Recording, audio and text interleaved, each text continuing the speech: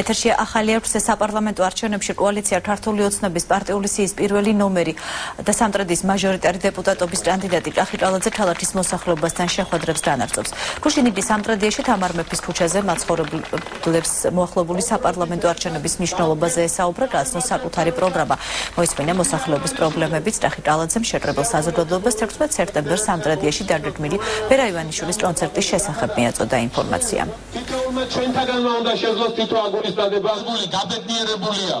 ჩვენ შიშის ფაქტორი ყველამ გადავლახეთ უკვე და 1 ოქტომბრამდე მთელ საქართველოში გადაილახება ეს შიში და ყველა ერთად აუცილებლად ვიზეიმებთ ამდენ გამარჯვებას, რასაც ამდენი თვეებია ველოდებით უკვე.